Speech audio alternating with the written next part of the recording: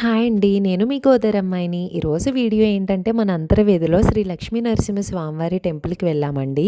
మన కోనసీమలో ఖచ్చితంగా విజిట్ చేయవలసిన ప్లేస్ ఇది. చాలా మహిమ గలవారండి స్వామివారు.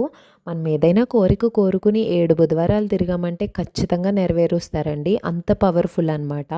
చుట్టూ పచ్చని ప్రకృతి మధ్యలో ఉంటుందండి ఆలయం. అండ్ ఈ ఆలయంలో ఇంకా చిన్ని చిన్ని ఆలయాలు చాలా ఉంటాయండి. చాలా పెద్ద టెంపుల్.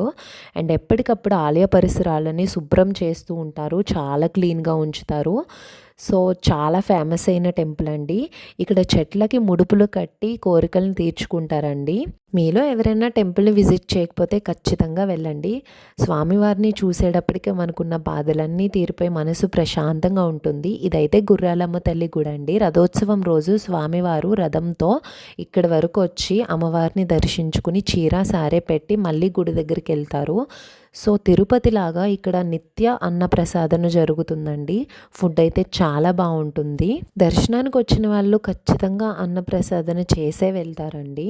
సో, ఫిబ్రవరి 4 నుంచి తీర్థం start. So, already lighting works almost complete అయిపోయాయి. ఇదైతే రథం అండి స్వామివారిది. రథోత్సవం రోజైతే అస్సలు ఖాళీ ఉండదండి. చాలా రష్గా ఉంటుంది.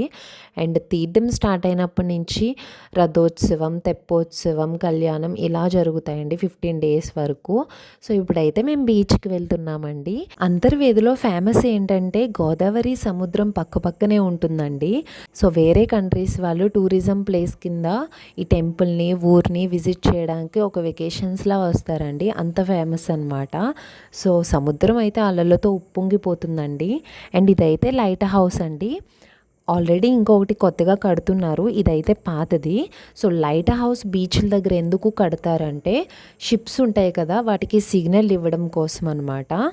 సో, మేము వెళ్ళేటప్పటికి అదైతే క్లోజ్లో ఉంది. నెక్స్ట్ అయితే అన్న చెల్లెలు గట్టుకు వెళ్ళామండి. సో, దానికి ఆ పేరు ఎలా వచ్చిందంటే సముద్రం అన్న గోదావరి చెల్లి. సో, దానికోసం అన్న చెల్లెలు గట్టు అని పెట్టారు. దీనికే ఇంకో పేరు సాగర సంగమం అని కూడా అంటారండి.